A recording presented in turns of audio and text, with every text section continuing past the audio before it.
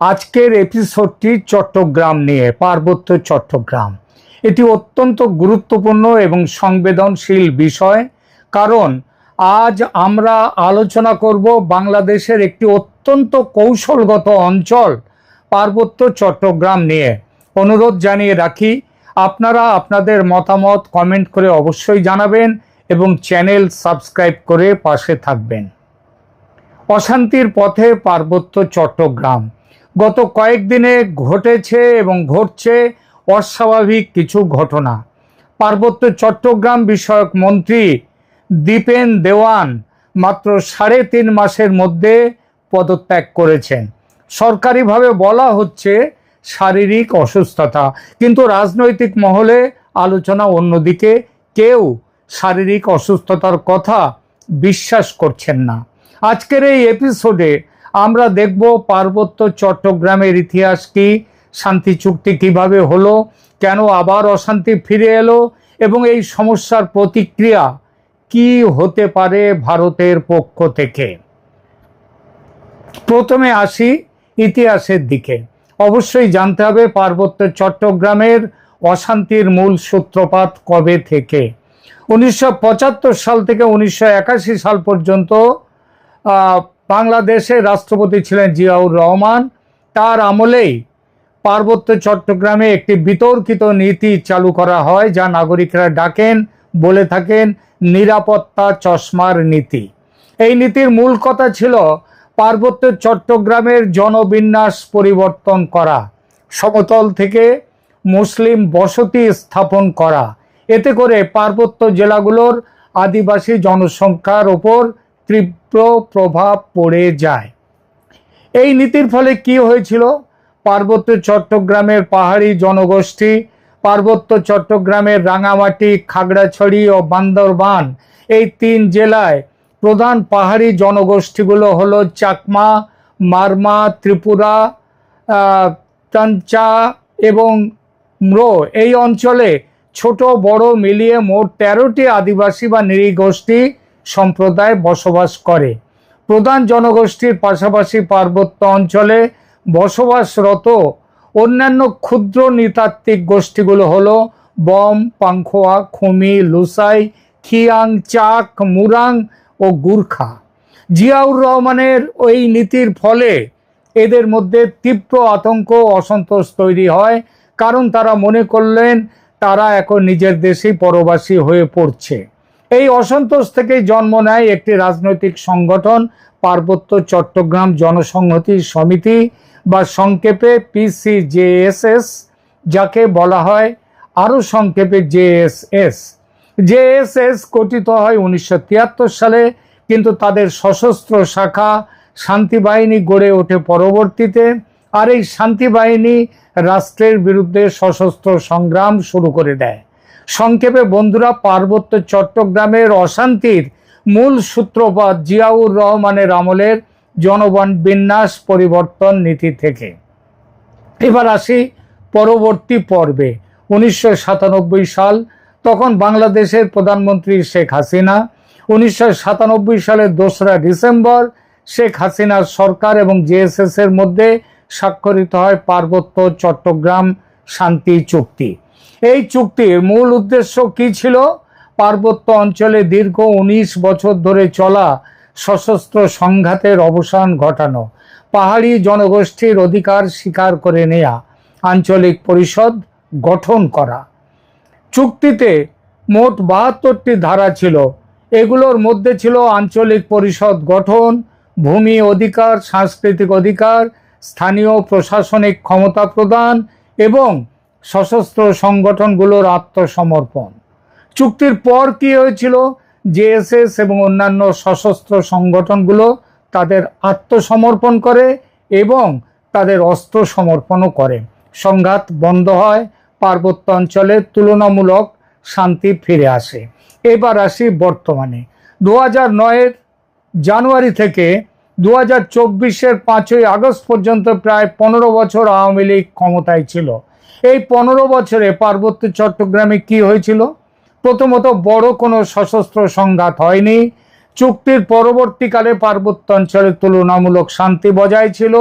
দ্বিতীয়ত চুক্তির 72টি ধারার 69টি বাস্তবায়িত হয়েছে বলে সরকার দাবি করেছিল এবং সরকারের এই দাবির বড় কোনো বিরোধিতা হয়নি।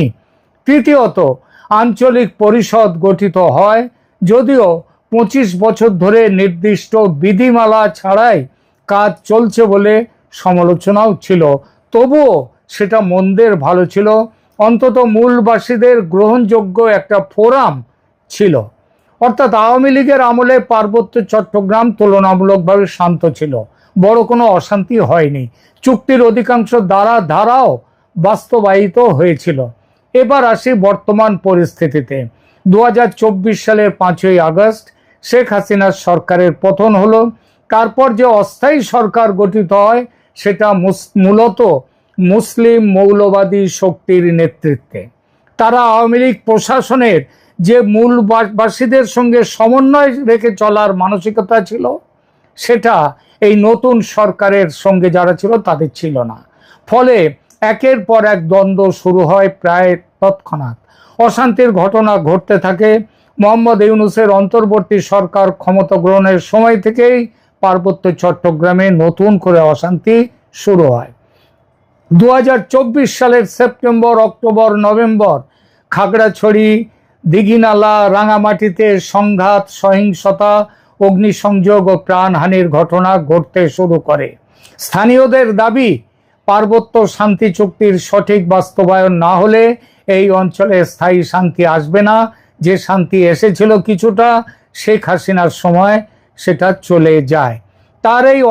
এই অশান্তির সময়েই গঠিত হয় তারেক রহমানের নেতৃত্বাধীন বিএনপি সরকার। এখানে আসে আজকের এপিসোডের অন্যতম মূল বিষয়।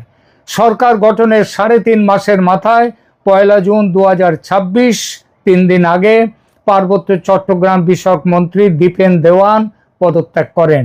সরকারি বিবৃতি বলছে শারীরিক অসুস্থতার কারণেই তার পদত্যাগ, কিন্তু রাজনৈতিক মহলে অন্য আলোচনা। প্রথম সংশয় কি, সরকারের এই বক্তব্য কেন মানা যাচ্ছে না?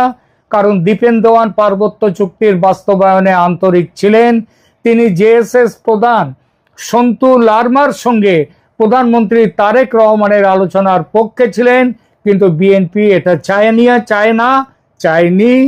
বিএনপি সমঝোতা চায় না, সমন্বয় চায় না, বিরোধ চায়। দ্বিতীয় সংশয়, রাঙামাটি জেলা পরিষদের চেয়ারম্যান পদে মনোনয়ন সুপারিশকে কেন্দ্র করে দ্বন্দ্ব। বিএনপির এক কেন্দ্রীয় নেতা প্রকাশ্যে বলেছেন দীপেন দেওয়ানের ইচ্ছার বিরুদ্ধে তার পদত্যাগপত্র আদায় করা হয়েছে। তৃতীয় সংশয়, পার্বত্য চট্টগ্রাম মন্ত্রণালয়ে অপাহাড়ি প্রতিমন্ত্রী নিয়োগের বিরুদ্ধে আন্দোলন। এটা এই প্রথম করা হলো। পার্বত্য চট্টগ্রাম চুক্তি বাস্তবায়ন আন্দোলন পক্ষ তারা দাবি করেছে অপাহাড়ি প্রতিমন্ত্রীকে প্রত্যাহার করে পাহাড়ি প্রতিমন্ত্রী নিয়োগ করতে হবে। সুতরাং বন্ধুরা, দীপেন দেওয়ানের পদত্যাগ কেবল ব্যক্তিগত সিদ্ধান্ত নয়, এটি বিএনপি সরকারের মূলবাসীদের বিরুদ্ধে সেই জিয়াউর রহমানের অবস্থানেরই বহিঃপ্রকাশ। বিএনপি ঐতিহাসিকভাবে মূলবাসীদের বিরুদ্ধে, আর তাই মন্ত্রীকে পদত্যাগে বাধ্য করা হলো। এই অভিযোগ আদৌ অমূলক নয়। এখন আসি সবচেয়ে গুরুত্বপূর্ণ অংশে। এই যে পার্বত্য চট্টগ্রামের এই যে অশান্তির আগুন জ্বলে উঠছে, এখানে ভারতের ভূমিকা কি হবে এবং ভারত কিভাবে এর প্রতিক্রিয়া দেবে বা করবে। পার্বত্য চট্টগ্রাম অশান্ত হলে ভারত সরাসরি প্রভাবিত হয়। কেন? প্রথম কারণ, পার্বত্য চট্টগ্রাম ভারতের ত্রিপুরা, মিজোরাম এবং আসাম রাজ্যের সঙ্গে সীমান্ত জুড়ে অবস্থিত। অস্থিরতা হলে তা সরাসরি ভারতের সীমান্ত নিরাপত্তাকে প্রভাবিত করে। সেই সঙ্গে উদ্বাস্তু ঢল প্রবাহিত হয় ভারতের দিকে। দ্বিতীয় কারণ, চট্টগ্রাম বন্দর, এটি বাংলাদেশের সবচেয়ে বড় বন্দর। এই বন্দর বাংলাদেশে চীনের প্রবেশ পথ। বাংলাদেশ এই বন্দর নিয়ে ভারতকে অবিরাম ভয় দেখিয়েছে। গত প্রায় 2 বছর ব্ল্যাকমেল করেছে। মোহাম্মদ ইউনূস চীনে গিয়ে বলে এসেছিলেন we are the garden of the ocean. চীনকে নিমন্ত্রণ দিয়েছিলেন, তোমরা এখন এই জায়গা দিয়ে বাংলাদেশে এসো, দখল করো ভারতের 7 সিস্টার্স। ভয় দেখায় বাংলাদেশ চীনকে দিয়ে শিলিগুড়ি করিডর বা ভারতের চিকেন স্নেককে বিচ্ছিন্ন করে সেভেন সিস্টার্সকে কেড়ে নেবে। অথচ বাংলাদেশের নিজের একটা নয় দুটো চিকেন স্নেক আছে। এসেই কাঁচের ঘরে থেকে অন্যের ঘরে ঢিল মারতে নেই সেই গল্প। বাংলাদেশের চিকেন স্নেক দুটো, একটা উত্তরে আর একটা দক্ষিণে। দক্ষিণেরটা চট্টগ্রামের মুখে, ত্রিপুরা থেকে সমুদ্রের খুব কাছে, মাত্র 20 কিলোমিটার। কেটে দিলে পুরো চট্টগ্রাম বিচ্ছিন্ন। অসমের মুখ্যমন্ত্রী হিমন্ত বিশ্ব শর্মা বলেছেন ভারতের নজর আছে বাংলাদেশের 2 চিকেন স্নেকের ওপরে। এই চিকেন স্নেক যদি কেটে যায়, অর্থাৎ যদি পার্বত্য চট্টগ্রামে অস্থিরতা হয় এবং চট্টগ্রাম বন্দর বন্ধ হয়ে যায়, তাহলে ভারত তার নিজের স্বার্থে এদিকে নজর দেবে। আর সেটা দিলে বাংলাদেশের খেল খতম, পয়সা হজম। পার্বত্য চট্টগ্রামের অস্থিরতা ভারতের জন্য গুরুতর হুমকি। দুই দেশের এখন যে সম্পর্ক, এবং সম্পর্ক যেভাবে ক্রমশ খারাপের দিকে চলেছে, তাতে ভারত যদি চট্টগ্রাম নিয়ে কোনো নির্ণায়ক পদক্ষেপ নেয় তাহলে অবাক হবার কিছু নেই। সুতরাং বন্ধুরা, ভারত পার্বত্য চট্টগ্রামের ঘটনাগুলো সতর্কভাবে পর্যবেক্ষণ করছে। আর অশান্তি যদি বাড়তে থাকে, ভারত ব্যবস্থা নিতে বাধ্য হতেও পারে, এবং সেটা করবার জন্য ভারত তৈরি। ভারত ত্রিপুরা থেকে সমুদ্র অবধি মাত্র 20 কিলোমিটারের দখল নিলেই পুরো চট্টগ্রাম বিচ্ছিন্ন। গার্ডিয়ান অফ ওশান তখন দেশ ছেড়ে বেরোবার পথ পাবেন না। তারেক রহমানের মনে রাখা উচিত, ভারত এখন আর নরম সরম রাষ্ট্র নয়, ব্যানানা স্টেট নয়। তার প্রমাণ অপারেশন সিন্দুর। ঘর মে ঘুষকে মারেঙ্গে মোদি বলেছেন, এবং তা করেছেন কাজে। সুতরাং পার্বত্য চট্টগ্রামে আগুন লাগাবার আগে তারেক রহমান ও তার জামাতি বন্ধুরা একবার নয় 10 বার ভাবুন। মনে রাখবেন, ভারত কিন্তু নজর রেখেছে। মিস অ্যাডভেঞ্চার কিন্তু অনেক সময় অনেক মূল্য আদায় করে। ইতিহাসে তার অনেক উদাহরণ আছে, তাই নাকি? ধন্যবাদ।